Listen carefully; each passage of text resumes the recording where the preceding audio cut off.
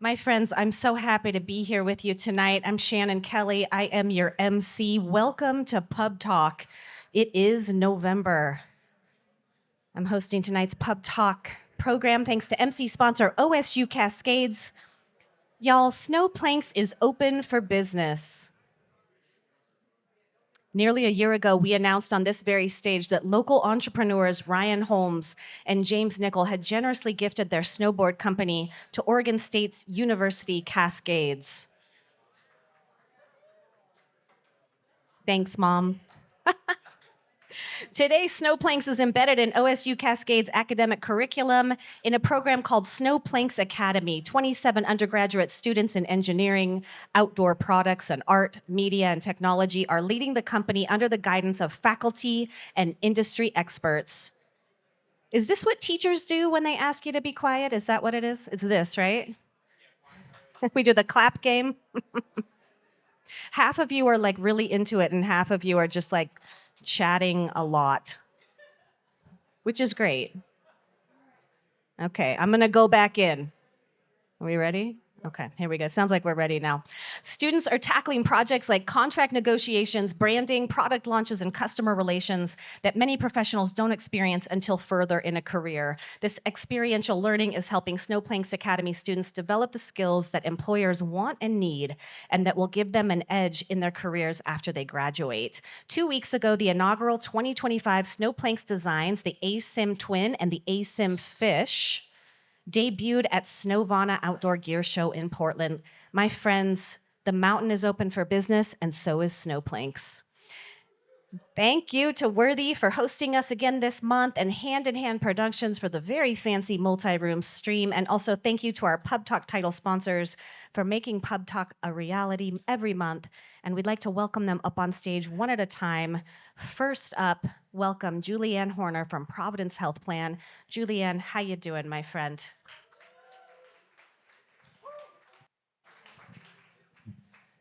So a few months back, I came and talked to you about healthy communities and what that means for individuals and how Bend is such amazing a community. And my team came together and we said, we need to acknowledge EDCO because they bring together entrepreneurs, thought leaders, and this community. So we want to thank you for all the work you've done this year, you guys. You've brought us together. You've brought amazing innovation to Bend, and hopefully more to come in 2025. Our hope for you and this community is continued true health, and that you will work towards that with you and your families.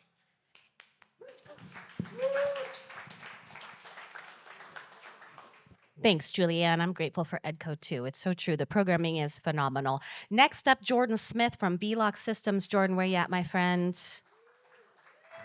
What are you going to teach us about tonight? Hey, everybody. My name is Jordan Smith with VLOC Systems. Welcome, everyone, to EDCO's Pub Talk in November. And yeah, I just wanted to say, so we had a cybersecurity workshop. I talked about it last time. We had it last week. Was anyone there? Who was there at the cyber? So it was super fun. So we actually took a scenario and went through what happens if your email gets breached, and everybody at the tables, we had about 60 people there, had to go through those scenarios and figure out how do you recover from this, right? After an event, after a breach, because we do a lot of work preventing that kind of attack. But when something happens, it's nice to have the fire escape on the wall, so you kind of know what to do to get out. So we did that last week. Super fun, great turnout. So thank you guys who came. We also have an end of the year webinar, which is going to be next Tuesday.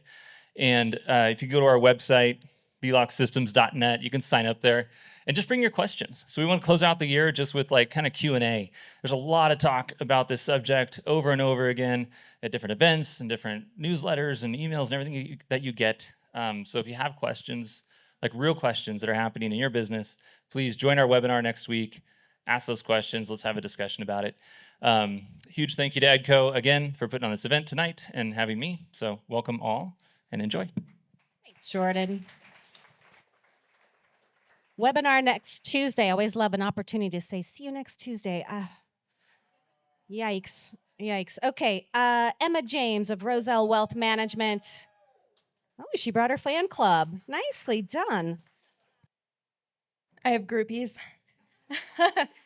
Hey everyone, my name is Emma James. I'm a financial advisor with Roekel Wealth Management based in Bend. Happy holidays. Our company is all about helping business owners maximize the sale of their businesses so that they can ultimately retire into the lifestyle of their dreams. And we do that through a few different ways: financial planning, tax mitigation, and also helping them figure out what their overlooked assets are. Does anyone have a guess on what one of the most overlooked assets is when selling a company? Yes, you don't get a prize, but I'll take you out to coffee. Life insurance, yes. It's really common for business owners who have a partner take out insurance on your partner or a key person just to make sure you're appropriately covered. But what happens when you sell that business and you don't need it anymore? You just let it go.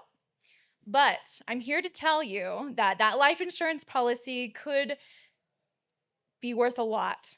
You can actually sell that on the open market and get a chunk of change for that. So not a lot of people know that you can do this, which is why, cue the QR code, we're hosting an educational event about this in a few weeks on December 5th. Whether you're a business owner, business broker, or someone who helps support business owners, or if you're like really into life insurance. Scan the code, sign up, and come hang out with us. We're really fun also, and it's only an hour, so come on and hang out. Thank you. Thanks, Emma. I gotta say, coffee with Emma James sounds like quite the prize to me. I would take that prize. Okay, how about Kurt Barker, Best and Krieger? Kurt, what do you got for us? Oh, Kurt also brought his fan club. Wow. Matt Hand, I love you. I gave Matt permission to take some liberties with my slide. Can you send me a copy of that so Talina can remember what hair looks like? Please? Thank you. I love you. That's too fun. So I will do a giveaway tonight. If you want to queue up an email to win $100 of Old Mill gift bucks, that'll come at the very end. Just a quick reminder, BBK is very serious.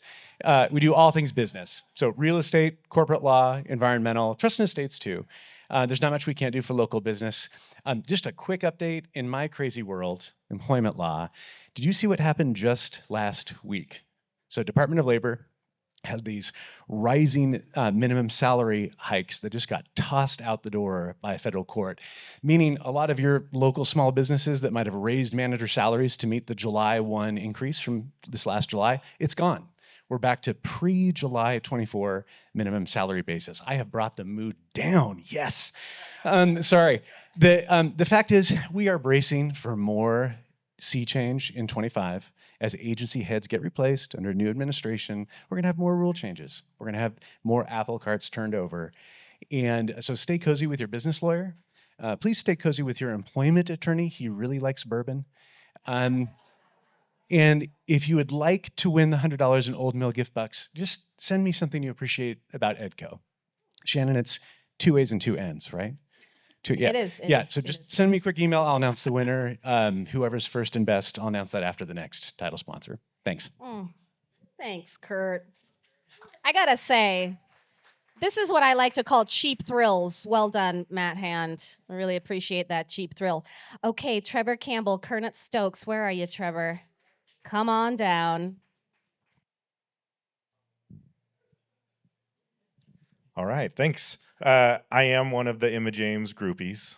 So, and the only reason I knew that answer is because I've attended that Roekel class. So strong, it's fun and great lunch.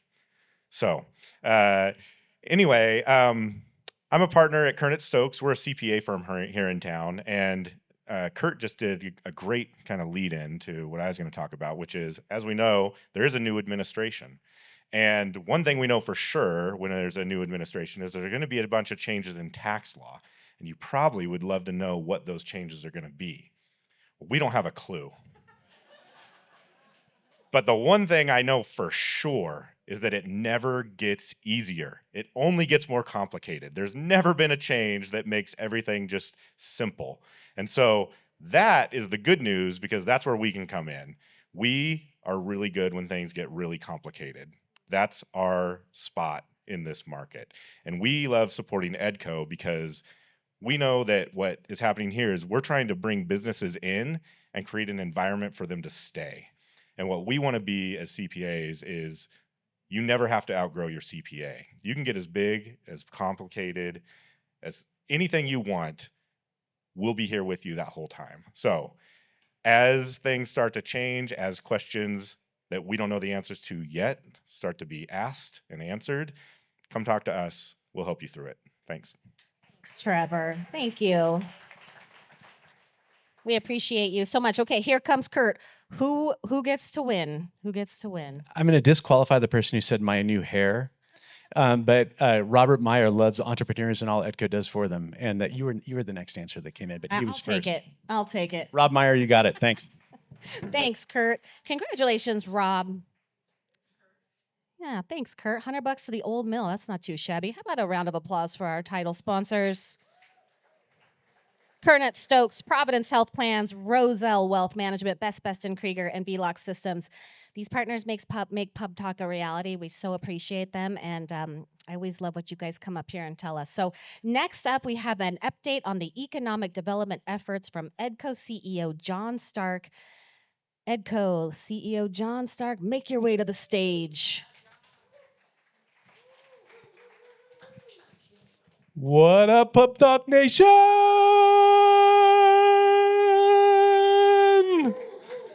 Hey, it's great to be here. It's November. It's the last Pub Talk of the year. Thanks for everybody coming out tonight.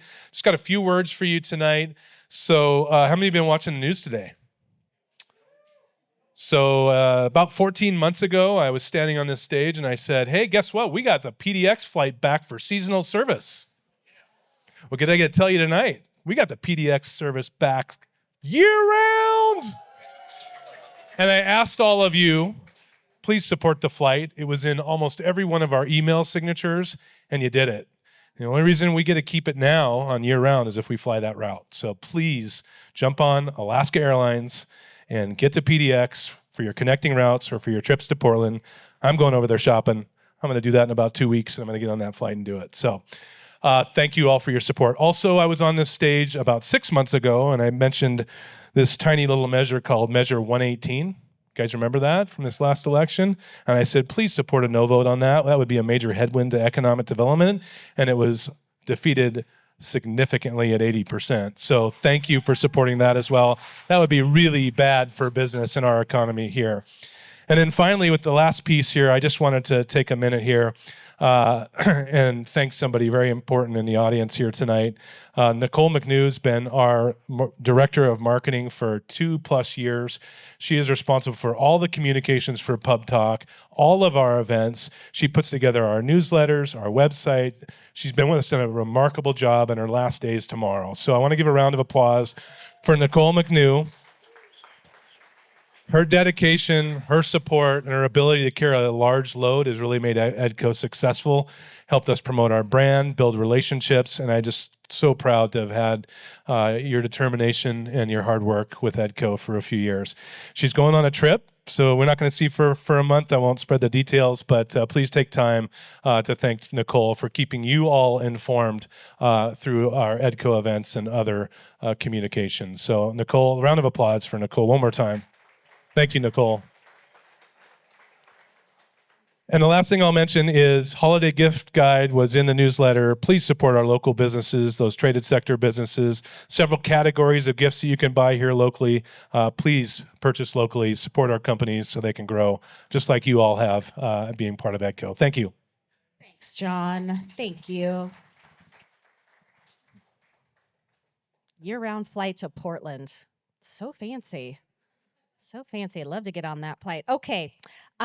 We would love to extend a big thank you to all of our EDCO members. EDCO membership underwrites a variety of support and resources, including events just like this one, to help build a prosperous and sustainable economy. And if you are not a member, we want to invite you to become one. So please speak with Larry or any one of the EDCO team members to make that happen, or even just to ask questions and learn more.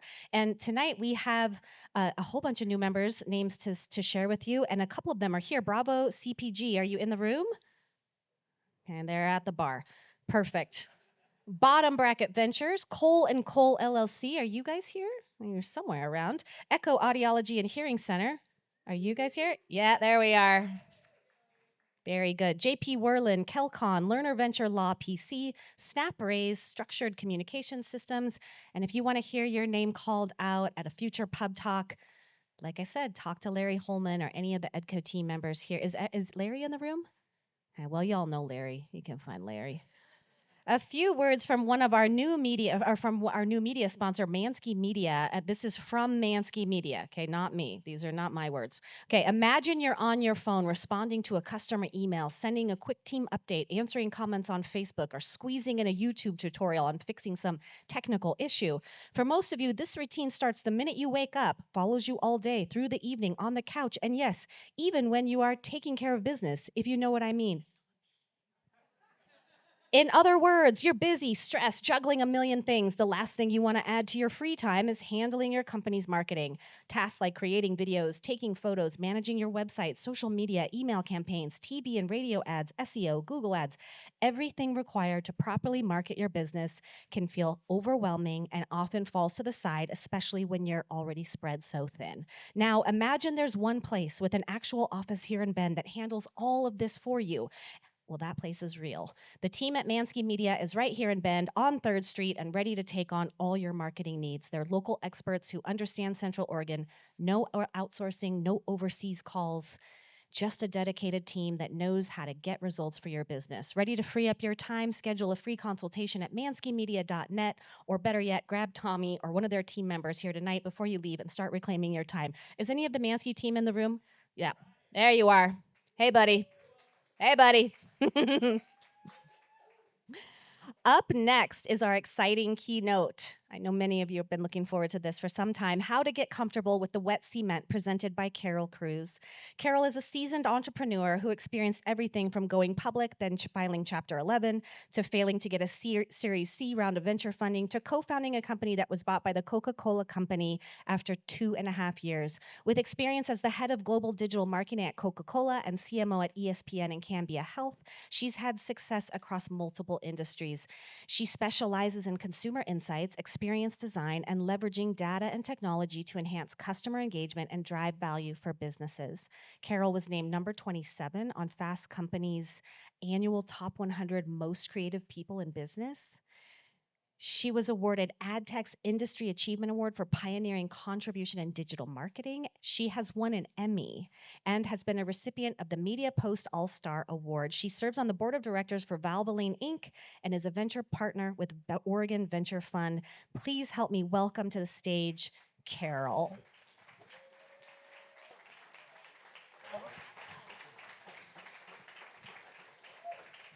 You know, that was quite an introduction. I kind of forgot half that stuff. But if you're nice and you want to see the Emmy, you can come over to our house. There you go. How many of you are first time at an EDCO event? Oh, good. Me too. Did you not all have to speak first before you ever went to an event? Oh, well, I didn't. I met Brian at BBC, and he's like, "You want to speak at EDCO?" And I said, "Sure." So I'm sure I'll meet a lot of great people. So I have had a pretty diverse career, as it seems. And there's a clicker somewhere here. Here we go. Top button. Okay. So like a lot of people here, it seems, I have worked at a mix of big companies and startups. And so I did start my career at Clorox in laundry and home cleaning, so I can help you with any of your laundry or home cleaning needs. And I'm not kidding. Really, I got some great hacks. But I was in Silicon Valley, you know, the lure of Silicon Valley. It was really frothy, cool days. So I did 3 startups. And in the introduction, you heard, you know, one went bust. We didn't get our funding. In 3.5 years, it was a thrill of victory, the agony of defeat. We went public and we filed Chapter 11. Learned more than I ever have in my life since. And the third, I co-founded with the head of engineering at that prior company. And within 2.5 years, we got bought by Coca-Cola. That's cool.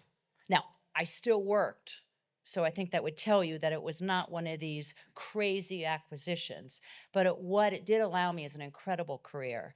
And what Coca-Cola really valued is that I understood transformation.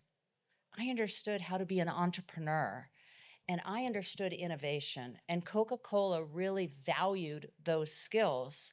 And what I focused on is, how do you make that kind of transformation in a big company? It's in some ways easier than in a startup, of course, but in some ways not necessarily. So I did the same at Coca-Cola. And then people are like, how the hell did you go to ESPN as chief marketing officer? And then in healthcare, did you do something wrong to get into healthcare? Because what happened in your career? It's called quality of life move to Oregon. But how do you do that? Those are completely different industries. And I said, the skill set is the same. The marketing skill set is the same. But more importantly, as a transformation CMO, chief marketing officer, as I was pegged, the skill set's the same. So I'm going to talk a little bit about that. And so whether you are in a small company, a professional services company, a startup, or a big company, I hope what I'm going to share with you applies to all of you. I'm going to talk, I think it's like 15, 20 minutes, and then you can ask questions. And please, someone ask a question. It's so embarrassing if you don't. Okay, thanks. Okay. Here we go. And it's not moving. Okay. Show of hands, and the light is blinding, so I can't see super well. Raise your hands and be honest.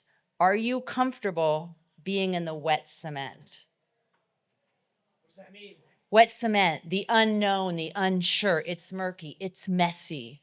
You're not sure the path. There is no process. You might start a project. Okay. Wow. That's a third of you to 2/3. Usually it's about a third because it's not comfortable. It's not easy, right? A lot of people are not comfortable with the unknown, the unsure, the undefined. I personally love it. In fact, I was talking with someone who, I don't know if you're in here. If you're old enough and you remember, there we go. Is it Jeff? Martin, damn, I'm so bad with names. Okay, if you're old enough and you remember a stereo, you had the big tuning knob and then the fine tuning. Okay, good. I like this audience. I am the big tuning. When it comes to small tuning, I am not your gal. That's not my strength. But I really love the wet cement. And so whether you're in a big company or a small company, transformation is really important, right? If you don't change and evolve, especially in these days, you're in big trouble, right? And so how do you get comfortable with that? And how many of you would say that you've worked on a team and you're trying to help transform your company, and some people are like, nope, nope, nope, usually legal and finance, but there might be other people. So how many of you worked on a cross-functional team where some people are like, yeah, let's change the world, and other people are like, nope. Yeah, everyone, just about. Now, I don't want to harsh on legal and I don't want to harsh on finance because I like to stay out of jail and I want to make profitable businesses, right? But what you have to recognize is there's goodness in that mix of people. So some people, if you like the wet cement, like the ambiguity, you like the unknown, maybe you are more open-minded about change, and the words, we've always done it this way, never crosses your lips. It's tough because when you're a startup, you can't change everything all the time, right? You have to figure out, or a small company, what would make the business more valuable? What would bring you more revenue, more profits, hold on to employees if you change things? So if you're in that situation, think about that. Most people are not changing or starting a new product line or a new way of doing business by themselves. So again, you might be comfortable with this. Not everyone will be. If, by the way, you don't like change and your boss says, hey, Phil, you need to go come up with a new product that's not a line extension, but a brand new product category, and you don't like that, you better find people who do, right? I mean, that's really important. So a team with a good mix of styles is so much better. So one of the problems, and as I said, I'm with Oregon Venture Fund, a lot of startups fail because everyone wants to be an entrepreneur and no one wants to do the boring work of setting up things in a foundation that lets you grow and succeed. You need those people on your team.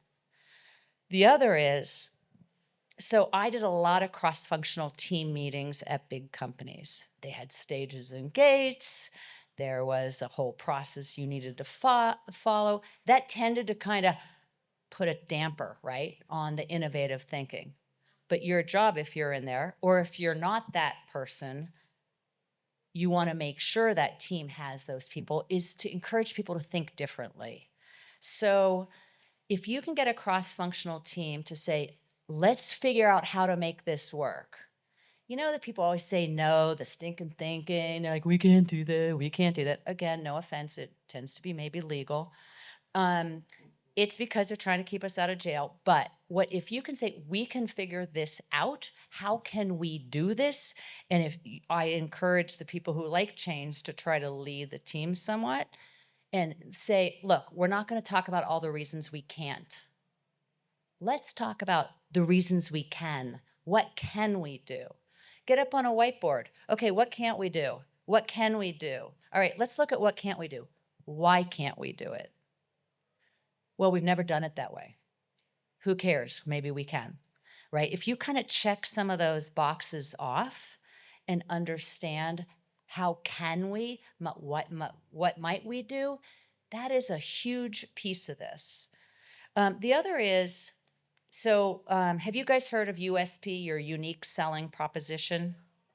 All right, not very many people. USP? No. So it's a thing. So what makes you unique? When you say, hi, I'm Carol, I could say, hi, I'm Carol, I like the wet cement. I love when it's messy and no one knows, and I read so many different things. And actually, Brad and I used to work together, and he's the one who told me about this. We would be in a cross-functional meeting, and people would be talking and this and this and this and this. So my unique selling proposition is I can take all kinds of disparate information and I listen to it for, 45 minutes of the meeting. And then I'm like, oh, I kind of bring it together. All right.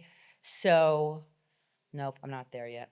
Well, I'll leave it there. But that is my USP, the ability to take a myriad of people's information, what they want, everything, and lock it in. Now that's my USP. But again, I'm the big tuning knob, so I need people who are going to help me figure out how we can do that. But think about that. What do you bring to the table? What do you uniquely have? And then make sure in your company, on your team, if you want to hire someone from the outside, what are they going to bring that's going to complement what you can do? All right. Okay, so next is, so we've all been there. You guys, you got to read the room, right? So in anything in life, right? Who's bought in and who isn't, right? You know that. Sorry, I got to go back one. Can I go back one slide? Maybe. Back one. There we go. Sorry, I did that already. So that's what, you need to figure that out. So if you have a disruptive mindset, which I do, you have to figure out timing. So if you're a startup, you have to figure out what's the most important. Sometimes you have a great idea, but the timing isn't right, right? Sometimes the team is over-talking stuff. Okay, that is Carol's personal hell, is people who, and my theme song frequently is that Elvis song, a little less conversation, a little more action. Okay, that is my theme song. because people talk, talk, talk, talk, talk, talk, talk. And people in Oregon are really polite and they let everyone talk and everyone talk and everyone talk. And I'm like, so it was a big adjustment coming from, say, New York, ESPN to Portland.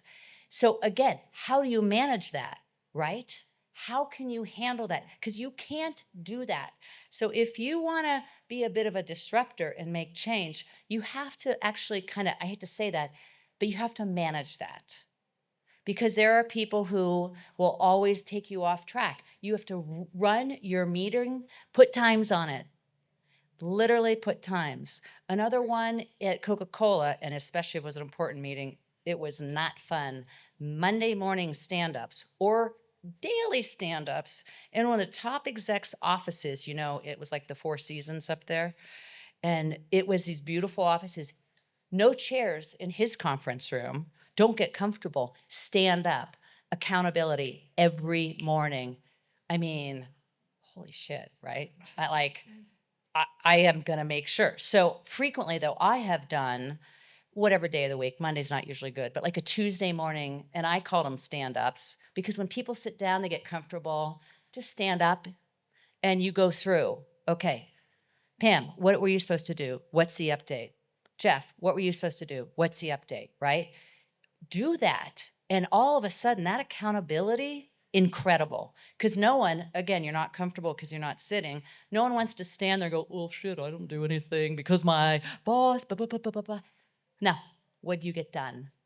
And when the frequency depends on the timeline of your project, right? So think about that because no one likes to show up with a group of their peers and their colleagues and say they didn't do anything. That's the positive side of peer pressure, right? The other thing is I'm a huge fan of fail early, fail fast, fail forward. So if you know anything about human-centered design, anyone have heard that expression? A couple people. So one of the keys is don't come out with your best prototype. Don't start with your best idea. You can have really kind of half-baked ideas and you put them in front of consumers or customers and you see what they say. That's so valuable because if you go through a whole cycle and get to a beta product, even an alpha product or a new service offering, and you haven't gotten it in front of people to figure out what they think, you've wasted a ton of time and money. And I'm talking low fidelity prototypes.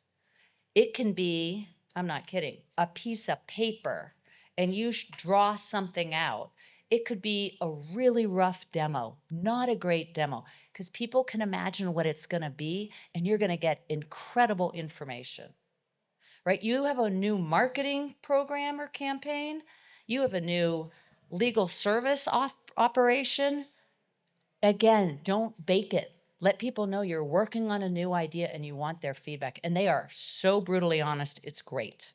You can't do it internally. You have to go externally. Because externally, they'll be really brutally honest. And they are proud that you asked for their opinion. So think about that. Low fidelity prototyping. Learn, do it again, adjust. That's the concept of human-centered design is what it says. You're talking to humans and encouraging them. Shame on you if you ever put a product to launch. And don't wait till it's done and do some focus groups. Too late, same thing. Does that make sense? Yeah, and you know, sometimes people are like, but we can't put something that's just that rough in front of people. I'm like, well, when it's really rough, everyone knows it doesn't represent your company. It's an idea. When it's really kind of shiny, then they think, oh, it's almost done. When it's early, you get the best.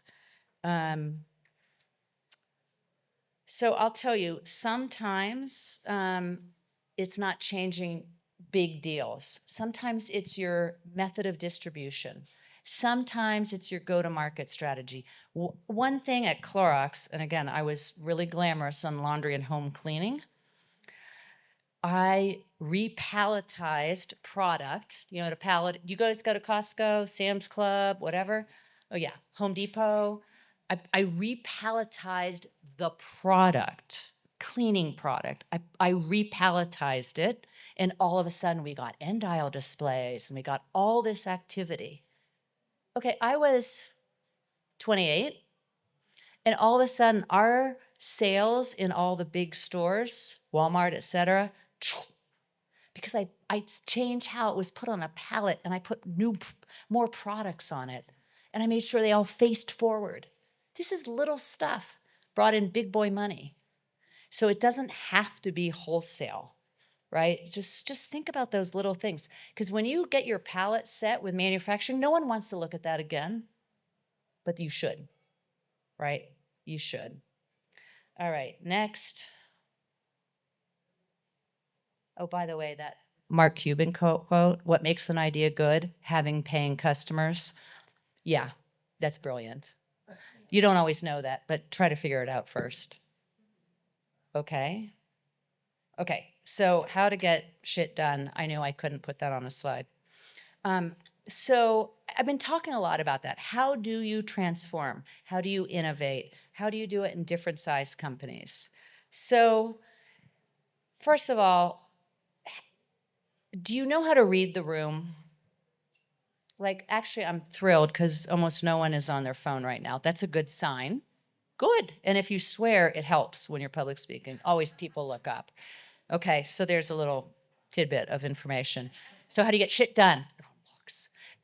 Yes, see? Look at that. But do you read the room? Because when people aren't interested, they look at their phones or their computer. When people don't answer. So you know what your job is? Call on people. Bob, I haven't heard from you. What do you think about this?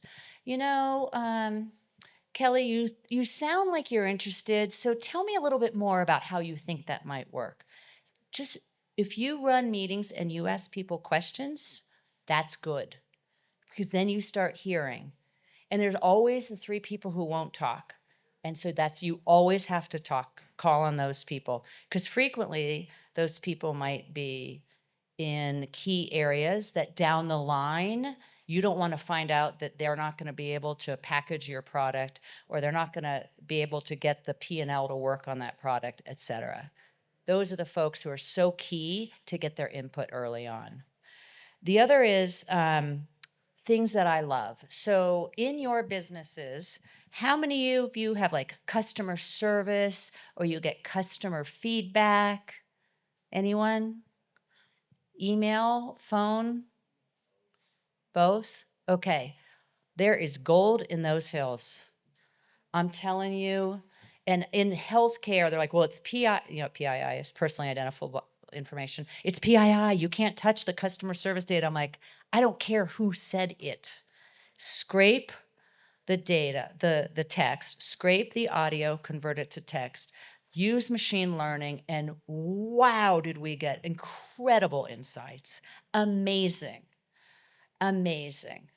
I'm on the board of Valvoline. I'm like, are you guys, blah, blah, blah. They're like, oh no, that's great. Because everyone thinks I don't want to tie it to human. Don't need to. Because now, you know the feedback generally is going to be bad because no one calls customer service to say, I love this. But so helpful because you are getting what they are saying or writing. So good ML can read your tone and tenor, right? They're happy, they're sad, they're mad.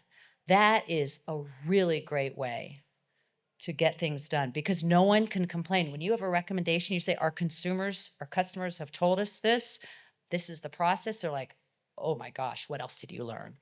Right? So that's one really good one. If you have a direct sales force, you're lucky. I know some companies don't feel that way. They know your customer. They have the best insights. And when they say, well, you know, John's tow company said blah, blah, blah, blah, blah, don't go, tell me more, tell me more, tell me more. Your direct sales company or your reps, they have great insights. And then the last one is, so as I got more senior, you know, you can't go to all the meetings. There's way too many meetings. But guess what? One is you still need to know the details of what's going on. The other is So at ESPN, we had an agency, one of the great agencies, perhaps based in Portland, great creative agency. And I would show up at meetings and they're like, what are you doing here? I'm like, well, I want to see what's going on. Because if you wait until you're going to tell me what the Monday Night Football marketing plan is, and I hate it, it's too late. I can't change. So I'm going to come in early. And I came in early to a meeting, and there were like 15 agency people. Every person has $1 on their head because I'm paying for them by hour. And I was, after the meeting, I'm like, who the hell are all these people? Why are they all here? I'm paying hourly rate. Well, we want the junior people to learn. Blah, blah, blah. I'm like, not on my dime. Not on my dime. Because there were 15 people and only 3 spoke. And only 1 was taking notes. So I don't know who everyone else is. If you want them to learn, great, not on my nickel. But you need, if you're more senior, to get in early. Because otherwise, A, people are pissed, or you lose a lot of time and money saying no too late. How many of you have ever been in that situation where you're realizing, yeah, you know what? I should have gotten more involved. I should have stayed and understood the details earlier. And frankly, my personal favorite is at ESPN, they just send like the senior directors and VPs to meet with them. I'm like, where's the rest of the team? They're like, oh, well, usually just the VPs and senior directors meet with the CMO. I'm like, not anymore. I want everyone in the meeting because I want to learn from everyone and I want them to all hear what we're talking about.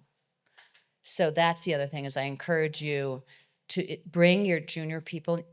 And by the way, if you ask their question, that's good too, because guess what? They have a different point of view than you do now because you've done your job for a long time.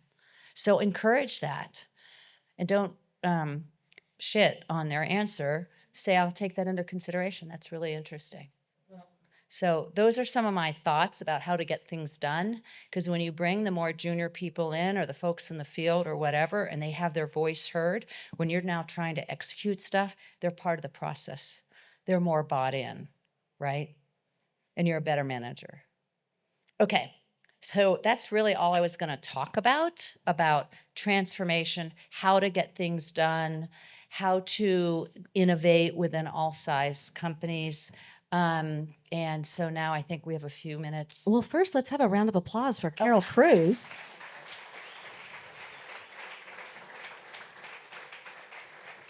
That was incredible. You gave us a lot of big ideas, but a lot of little small nuggets on how to improve just like day-to-day stuff. So thank you for this. It was really like chock full. You're welcome. My first question is, on behalf of Team EDCO, will you sit on the EDCO board, Carol? That's not my question to ask. Okay. You should talk to me about it. Okay, I want to start off a question. What's been your favorite project that you've worked on? Ever? Yes. So at Rocket Cash, which is the company I started, we let, this is before PayPal, and I heard the PayPal guys trying to hatch their project in a coffee place in Mountain View. But anyway, we were so far ahead of them. We let people shop online without a credit card.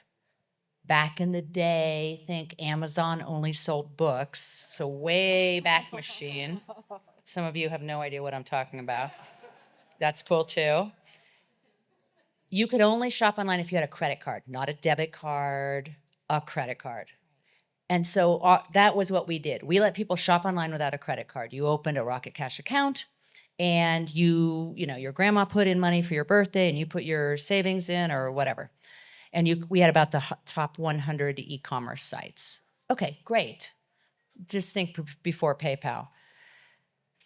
Well, Coca-Cola wanted to put codes under a cap of Sprite and get online cash to go shopping. All right?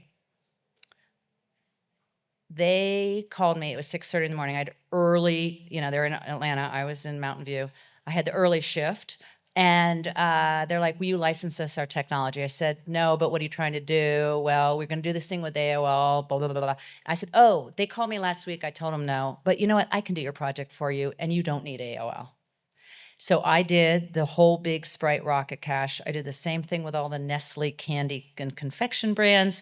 Then brand Coke wanted to do music downloads. Remember, some people actually paid for those. Crazy. I didn't, but then I had to once I was Coca-Cola, but I didn't because I, got it other ways. Well, when brand Coke, because we were on a billion Sprite packages. Drink Sprite, get Rocket Cash, buy what you want online. When you're going to be on brand Coke, you're going to be on 10, 15 billion packages. And I said, I'm a little startup. We're going for our Series B. I'm not sure you want that risk. And so they did buy us. Thank goodness. So that is my favorite. That's a good one. I remember that. Good. I know. Good. You remember Amazon? You remember Amazon only sold books? Then. Yes, I do. I remember Amazon books. I remember when PayPal first started, and it was a little bit clunky. It was. Yeah. Yeah. And it was actually creepy. It was a little scary. Okay, questions for Carol. Yes, right here. And I'm going to repeat the question after you say it so our streamers can hear. So you like to work on wet cement. Generally, marketing gets the sidewalk when it's already set. Okay. You get to scribble your name.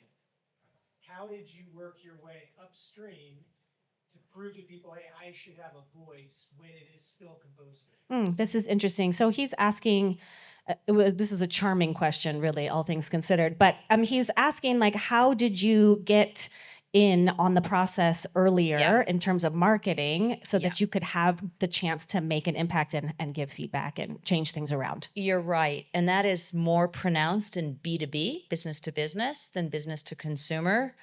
Because what you need to do is your best friend better be the product people. So in my startups, I was head of product, and then I became head of marketing.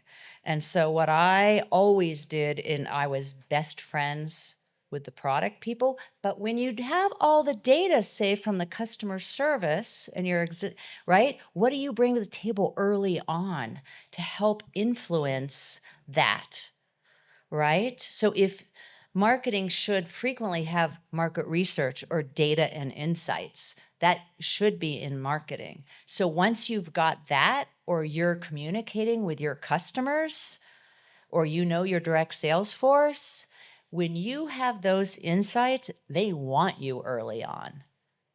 That's the easy answer. And that at that point, it's not really about marketing. You might say that's a benefit that you think is important. Let's research a little bit because I don't think that's important.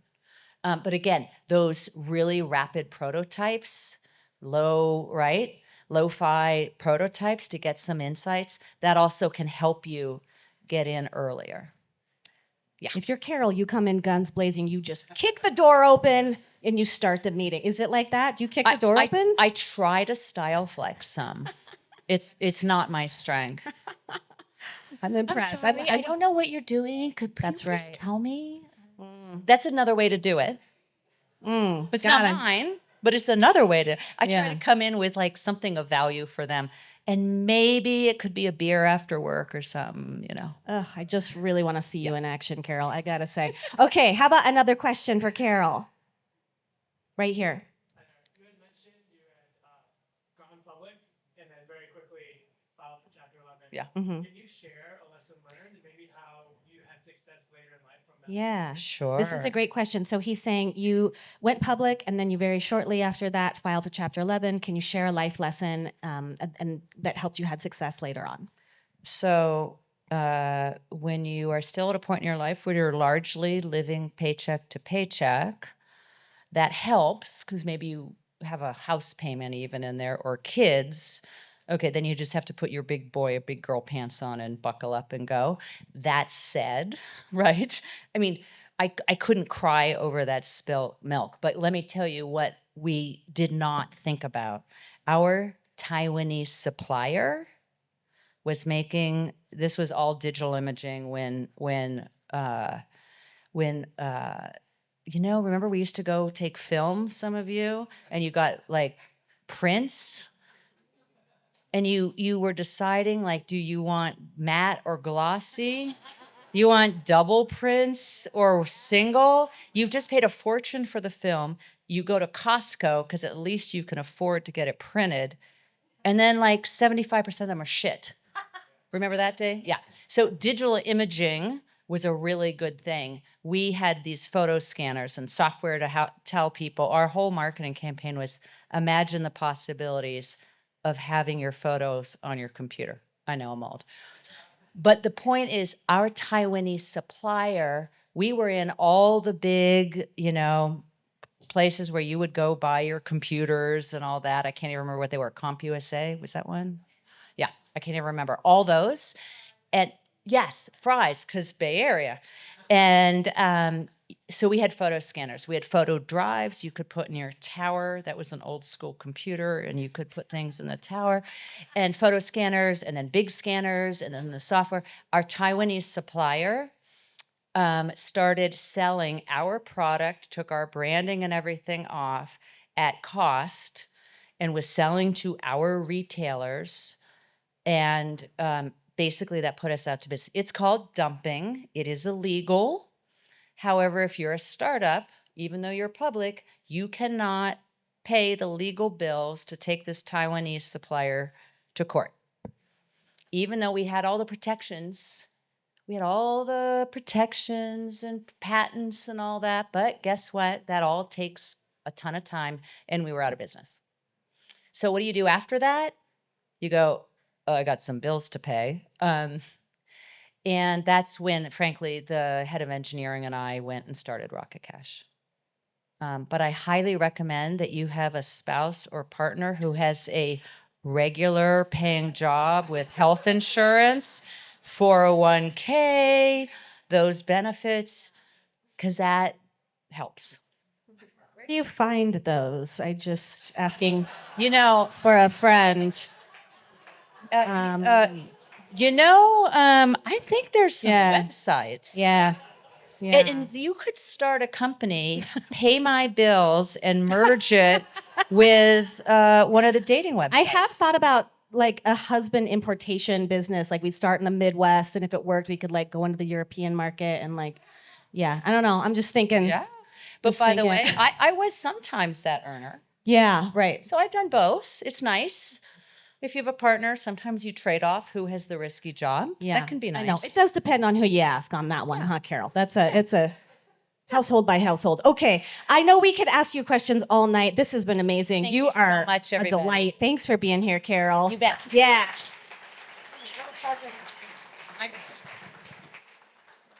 How about another round of applause for the one and only Carol Kruse? I gotta say, I had no idea where we were going. Our events would not be possible without the support of our community partners, such as TDS. Over the past 10 years, TDS has invested nearly $100 million across Central Oregon in broadband infrastructure, working to future-proof connectivity services by ensuring the most advanced technology and robust network available. Our fiber optic network continues to expand, outpacing new business and residential growth and technology demands. As a way of giving back and to say thank you for the past 10 years serving Central Oregon, TDS recently rolled out a free upgrade to 1 gigabyte internet to all customers and serviceable addresses. This is huge. This exciting upgrade serves as a testament to the infrastructure upgrades made over the past 10 years and TDS's commitment to providing unmatched connectivity service across Central Oregon. Next up, we are thrilled to invite to the PubTalk stage Scott Mercer, founder and CEO of Outlab Industries, to introduce the next generation of biometric sensors. This company's first-in-class wearable sensor developed at a leading research university goes beyond current consumer wearables by capturing athlete physiological data with remarkable accuracy. Welcome, Scott.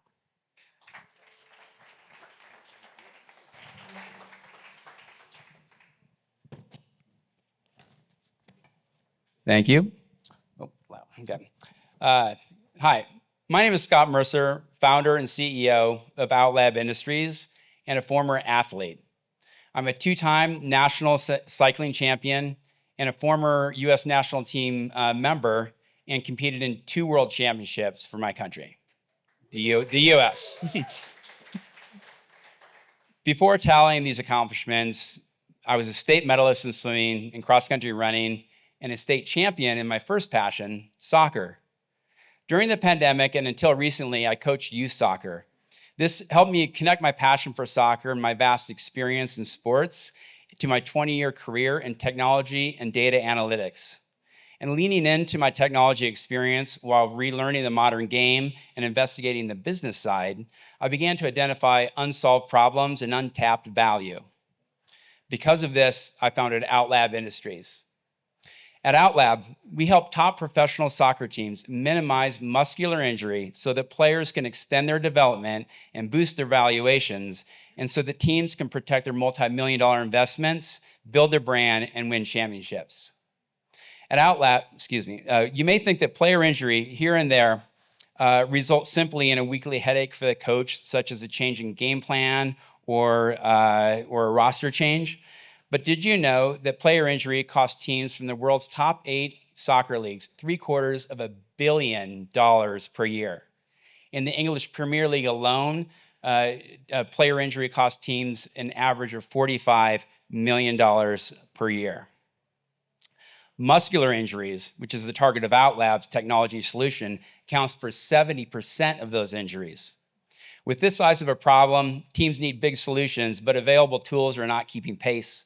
Injury rates are rising and costs are escalating, and all the while, teams are struggling to adhere to established financial fair play expenditure rules that are set forth by the leagues. So Outlab's answer to this massive problem, we have created a novel body sensor platform that helps detect muscular abnormalities that indicate injury or pre-injury. Outlab performs EMG or electromyography outside of the lab environment using a novel technology that allows us to draw the sensor network directly on the human skin. Slide, please. Okay, this revolutionary method eliminates previous hurdles to the use of EMG in the field. Outlab drawn-on-skin sensors vastly improves durability, eliminates sensor shifting and data noise from the body's sensor interface, and allows for long-term EMG studies over the course of weeks on the same muscular site. It offers limitless, a wide range of customization. And importantly, our sensors solve comfort issues and portability hurdles since we can operate in wireless mode. The underlying technology was invented by a team of researchers at Penn State University. Excuse me.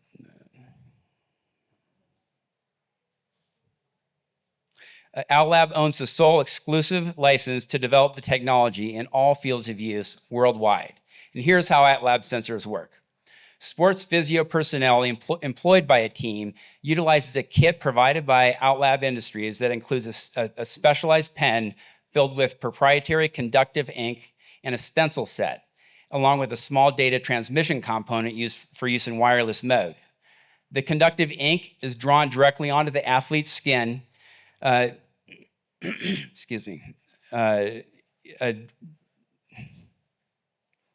is drawn directly onto the athlete's skin using the template as a guide, and electrical data from the muscle is then picked up and sent to a connected device. Any circuit break in the continuous conductive ink can be merely touched up in situ by the pen. Picture a temporary tattoo that lifts physiological data underneath the skin for our viewing on screen. Production, testing, manufacture, and data analytics are supported at this early stage through partnerships with OSU Cascades and Oregon Biosciences Incubator. A little bit more on the business side of the market. In our target market of professional soccer, the problem space of the total cost of muscular injury is broken up into several factors, including lost wages, cost of rehabilitation, the lost player transfer value, and reduced team quality. As a matter of fact, the domino effect compounds the cost of injury in such a meaningful way that Howden's Insurance UK, one of the top insurers in the world, publishes an annual European football injury index to help the market understand that risk. Teams take a combination of preventative actions to manage the business risk of injury. Strategies include specialized training and careful load monitoring, but many of these strategies break down with increased playing time demands put on players as the sport grows and internationalizes. Teams participate in the regular season, but several other competitions occur simultaneously, and many players also play for their national teams. And this translates to multiple periods in the year where players must play 3 times a week at maximum effort, with travel. Why is this game exposure so risky? Well, due to the increased load in the last World Cup cycle, injuries increased by 30% in that year. So teams are forced to put players on the knife edge of constant availability and injury risk. So obviously new solutions would be welcome, and technology solutions and adoption is on the rise in sports. While total spend on technology solutions is not published, one premier team, league team, recently inked a $1 million deal with sports tech company PlayerMaker for their gyrometric sensor that's placed on the shoe. The league also has a deal with Genius Sports for their camera-based skeletal tracking technology. So Outlab's technology is well situated in this growing technology sector. So how do we access this market of the world's top teams? Well, due to my experience and comfort level around professional teams and national team structures, Outlab is already in contact with many of these top physiologists. The more pressing issue is actually speeding up product development to meet these opportunities. But this market of professional soccer is only the calling card and proving ground for Outlab sensors. Other major league sports teams stand to benefit as well, but other industries are ripe for disruption also, including robotics, Parkinson's research, workplace safety, and defense.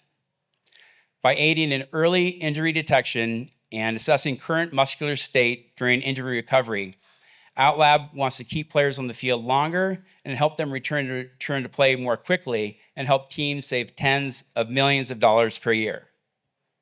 Outlab is at an early stage in pre-revenue. We are currently transferring the working technology from Penn State to local production here in Bend. The current top priority is to secure low-cost chemistry lab space to produce our ink formulation. We are also actively seeking seed round funding as we ramp up and penetrate our target market. So thanks for listening, and I welcome any questions you might have about Outlab. Wow, great pitch. This is so wild. How did you get to this? Let me get out my pen. No. So as I stated early in my pitch, I spent the pandemic coaching youth soccer. I have 3 children at home, all very young ages. My wife's career was taken off as she was a therapist, and I stayed home with the kids during the pandemic. So coaching soccer was kind of, rekindling that passion. I started thinking from my business experience about where the true value is in products, that hidden value kind of that Carol was talking about. And for me, it was data, the values in the data. And so I started thinking about what uncaptured data is there in youth sports all the way up to the professional, level. Initially, I was focused more on the kinesiology and kinesmatics, the movements, and how that relates to injury. But I went searching for a technology like this, and I was told that it must exist somewhere out in academia, so buried you won't see the light of day. And I gave up. And then a few weeks later, it didn't sit right with me, so I went out and found it. Wow, I just am totally impressed. Okay, questions for Scott? Yes, right here. I'm wondering with this, like, how often do you apply this and do this testing? Do you, do they wear it all the time? Yeah. When they feel an injury This is a great question. Okay, then we'll come back to you. So do they wear it all the time? How often are you checking into it? How often are you getting data? Like, how does that part of it work? This has been tested in a high perspiration environment up to through a three-week time horizon, although 1 week is probably a better way to look at it. And so these are like high-level athletes that already have teams of physiologists monitoring their load training, but they know because of that training that there's these risk points. So imagine somebody in high load. A recent example is one of our top soccer players, Christian Pulisic, had to sit out one of his games of the national team because his team over in Europe said this is just going to be too much load, right? And so they're always constantly monitoring this load. So the idea is that you utilize this during those gray areas where you're like, gosh, are we really on that knife edge, right? And but we need this person for these big events. We want to monitor this, but also as they're returning to play, there's a huge risk time point where of a week or two where should he play, should he not play? They're not going to ask him. They're not going to say, hey, you want to play? Because the answer is always going to be yes. You need an independent, objective, answer to to the question. How incredible. the data. Okay. And then you've got a two-parter, and then I'll come here. So the other was just in terms of the application, you're talking about doing this with a pen, you mentioned some stencils. Have you looked at other ways of applying it, sort of like stickers, temporary tattoos, Okay. inkjet, other Yeah. Okay. So he's just wondering, have you looked at other ways of applying the technology, like temporary tattoos, stickers, that sort of thing, or are you like pretty set on this pen and stencil model? Not set on it. The double-edged sword here is that the stencil's great because it requires less training. You can just go ahead and apply it. You can apply it freehand, and that's what I mean by it's very customizable. So many of the incumbent technologies on the market, it'll be like a flexible printable circuit that you would then paste on the skin, and you can't modify that. Right, and so by tracking how each athlete's muscles are different, so they might have a different contour of that muscle that you're trying to monitor. Although, however, we also have looked at hybridizing this technology with incumbent technologies, such as using like a silicone patch, for instance, where you can print on it. So that works as well, just not quite as effective, but you're right, it may be good in many situations. Or maybe putting it like into clothing, like bike shorts or. Well, that's the competition, and it's tank not tops. customizable. Not customizable, And you also are limited to the parts of the body that you can put Mm-hmm. it on. And also, many times in electromyography, you're comparing load imbalances from different parts of your Right. body. So so the coverage is an issue as well. That's so cool. Okay, right here. So assuming the tech all gets sorted and you're in market, who's going to own the data? The player? Okay, great question. So once you're in business, Mhm. who's going to own the data? The player, the team. What This did you say? is The marketing, the company. This is exactly why I originally, when I was thinking about the kinematic part of it, just the movement based and how that contributes to, actually what I was investigating was the growth curve and how you acquire skills, right, as a youth player, in the hopes of shortcutting that. And my idea is that, like I was a youth soccer coach, volunteer. I even had to pay for my own kids to compete. It's a workplace.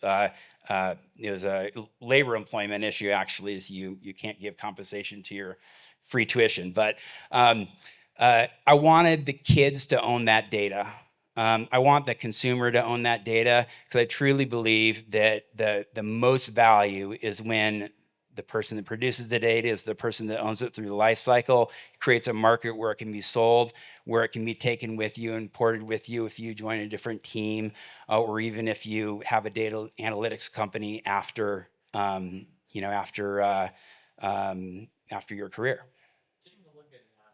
Take a look at NASCAR. Mm-hmm. Mm-hmm. A team that has an advantage of player performance has theoretically an advantage going into the event. Okay. What happens is you're paying somebody $1 million to play, but you know that they're potentially injured or not performing. So there's this thing about data governance, a massive issue in NASCAR. So just can we share? Yeah. I think what you're doing is brilliant. But Take a look. There's Absolutely. some Yeah. potential issues with the data going into competition. Okay, yes. Thanks so much for your time. I'm interested, especially, it sounds like a short-term application, but when we're talking about high-performance athletes where, the difference in the competitive edge can be a tenth of a second, how are you ensuring that this ink, this proprietary ink is not, well, I should say I don't know anything about what I'm about to say, but how are you ensuring that something like hormone damage is not happening from this kind of foreign contaminant? Oh, interesting. Okay, so he's asking like a toxicity question, like how can you ensure, we're looking at like razor thin margins in terms of performance, how can you ensure that this isn't going to cause any sort of hormonal fluctuations or make changes as it's sitting directly on the skin? This is actually a great question, and I asked this actual question of the inventors when I first met with them. So this truly sits on the epidermis. They did studies to ensure that there was no epidermal degradation, and some of the, this is not dissimilar to even some of the more temporary type of actual tattoos that are kind of on the market now, where they don't go as many layers deep in the dermis that you do in tattooing, where it takes a long healing process. So it truly sits on the epidermis, the top layer of skin, and there has been studies performed on showing there's no degradation of the skin. Okay, excellent. Well, we obviously have lots of questions, so connect with Scott after the event. And thanks for being here. Please, I hope you come give us an update when you're ready to. This is incredible. Thank you. Yeah, best of luck. Thanks for being here. So cool.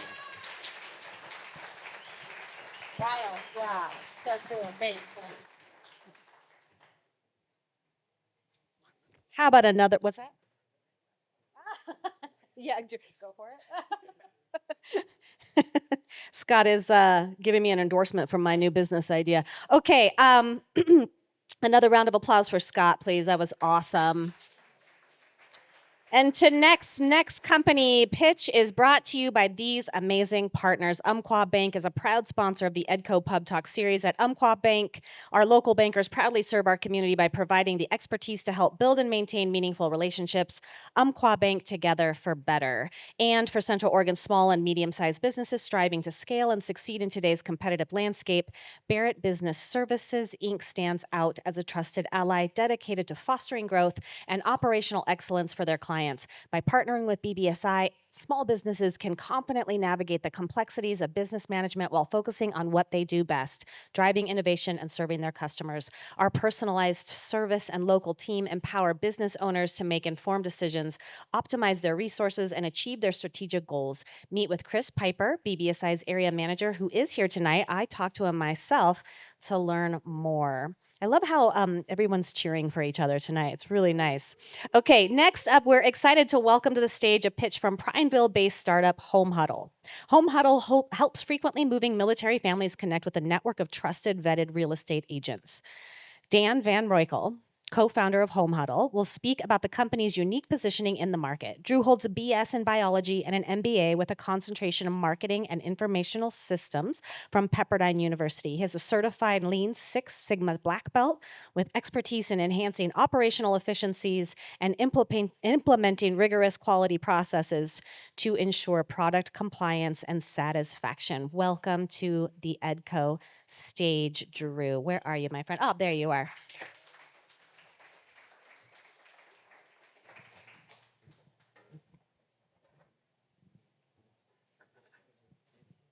All right. My name's Drew Van Roekel, and funny enough story, when I founded this company with my co-founder, Cody, I said, I'll do this with you on one condition. You're going to do all the public speaking. And as you can see, he's not here. He got transferred to Arizona, but yeah, this is going to be a great learning experience. So yeah, excited. All right, so HOMEHUDL, don't leave your next move to chance. In less than 5 minutes, connect with a personal, tailored network of trusted real estate agents, all at no cost to you. What we aim to do is streamline the relationship between home buyer and seller and finding a real estate agent. Our platform really aims at helping frequently moving veteran families, especially because they are constantly on the move. Our personalized matchmaking platform really aims to create a transparent fee structure by having agents have their commissions posted along with their service. So you know what kind of value you're getting when you get paired with an agent. Let's see. So when we were doing research, we found something really interesting, and that was 80% of home buyers typically go with the first realtor that they talk to.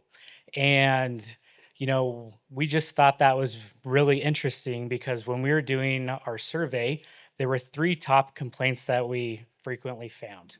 One was rising commission rates, just, happens because it's a percentage based on the home value, and home values continue to rise. A lack of communication or miscommunication, and then just the realtor and the user not being on the same page.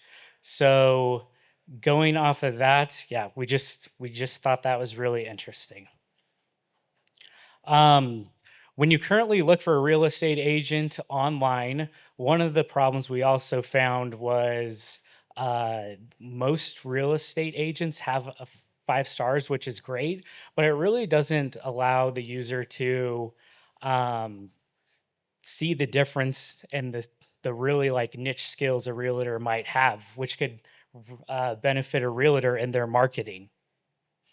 And then, yeah, if you just, you go with a realtor and they might not be a quality, real estate agent, it could cost you thousands of dollars in negotiations, or your home might be sitting on the market longer than usual.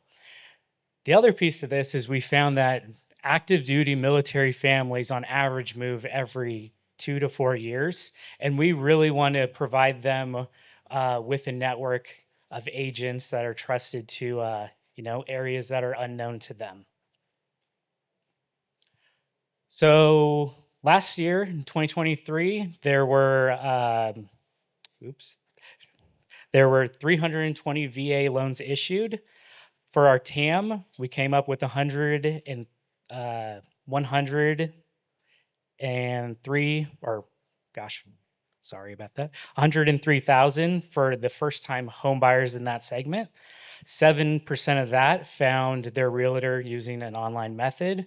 And of that, we really aim to capture 3% of the market in the first year, which would be a sum of 86 million.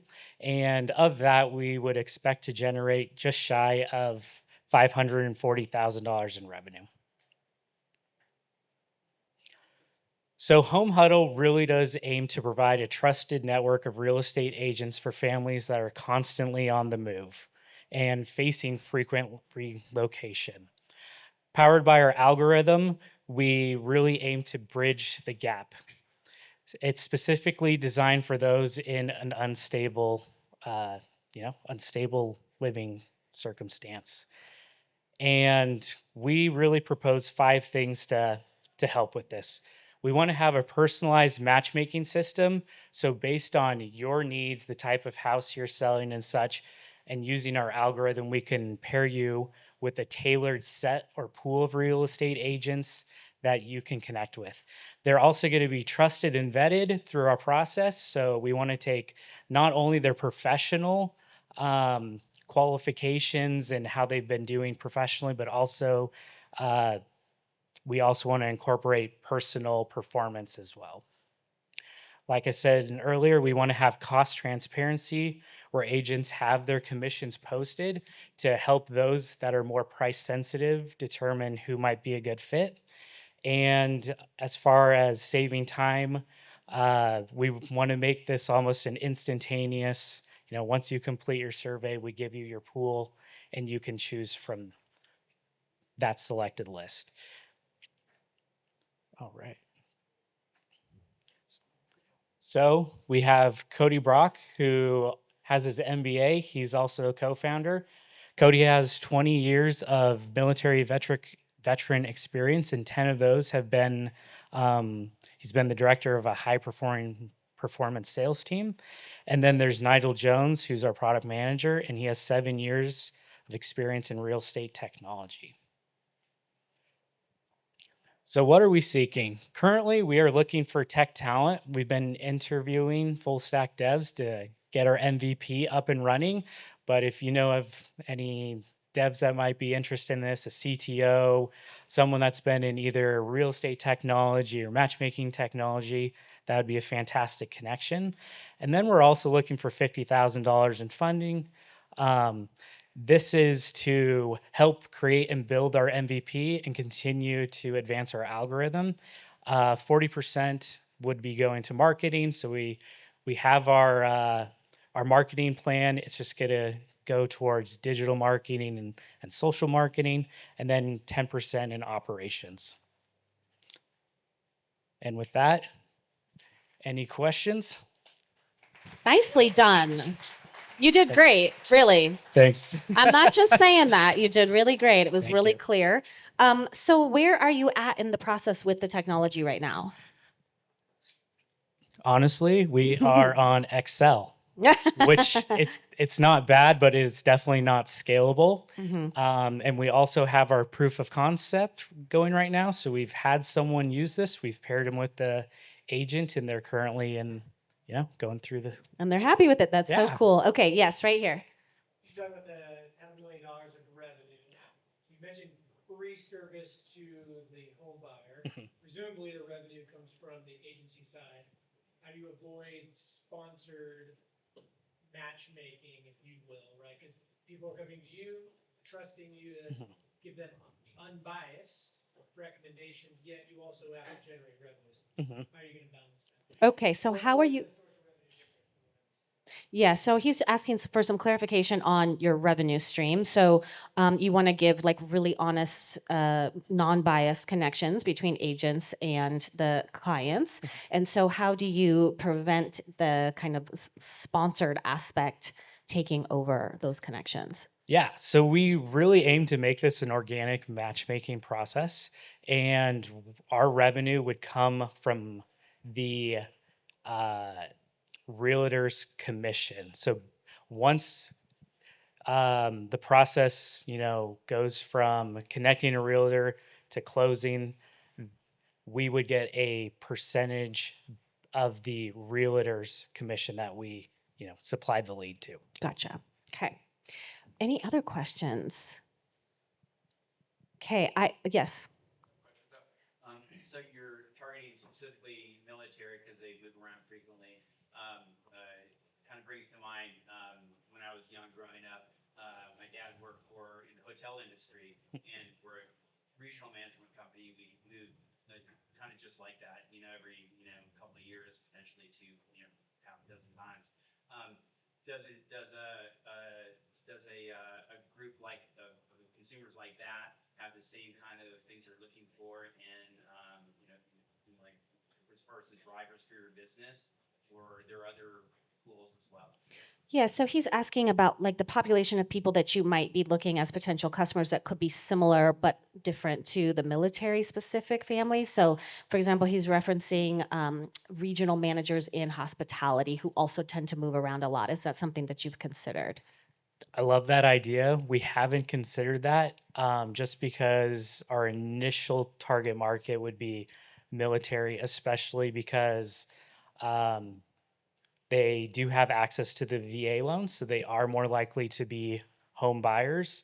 And just the frequency of a military family moving versus, I think it's 2 to 4 years for a military family and 7 years on average. So you can almost get, if you provide a really good service, kind of double dip, and that's what we aim to do. Customers for life, I think we Yeah. call that. Yeah, like a little Yeah.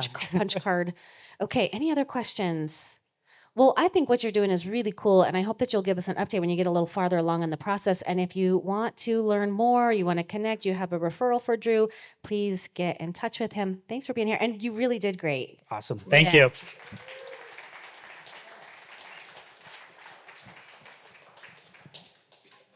Perfect. Thanks for joining us, Drew. And was that your first time giving a pitch? Second? The last time was a lot smaller crowd. You did great. You did great. Well, thanks for joining us. And again, tonight is not possible without our community partnerships. So I just want to say thank you to COCC, the Center for Business, Industry, and Professional Development at Central Oregon Community Colleges, dedicated to helping local professionals and business owners achieve growth and success. With a strong reputation for high quality, affordable education, we are committed to making professional development accessible and affordable to Central Oregon. The Center for Business offers practical training across high impact areas such as leadership and management, project planning, and small business resilience. Through the Small Business Development Center, business owners receive expert guidance on essential strategies from financial planning to market expansion at a value that fits your budget. Hands-on workshops prepare you for key certifications such as human resource management, ensuring you're ready for industry demands. Additionally, our apprenticeship and pre-apprenticeship programs across the manufacturing and construction trades prepare individuals for strong, sustainable careers right here in Central Oregon. Whether your goal is to build stronger teams, streamline operations, or develop critical career skills, the Center for Business at COCC is here to support your journey. And explore more at cocc.edu/Center for Business. Thank you for coming to our last EDCO event of 2024. We look forward to seeing you next year at these upcoming regional events. Kick off the new year with Central Oregon Pub Talk right here at Worthy Brewing on January 23rd. And then do not miss EDCO's annual luncheon at the River House on Thursday, February 13th. Tickets are now available. Visit edcoinfo.com for more. Last year, this event sold out in record time. Do not miss out. Make sure you secure your seat, and we'll be right back here at Worthy on February 27th for the next Central Oregon Pub Talk. More information on these events can be found at edcoinfo.com/edco events. Special thanks again to Worthy Brewing and Hand in Hand Productions for making it happen. I hope y'all have an exceptional holiday season. I will see you in the new year. I can't wait. I'm Shannon Kelly. Good night.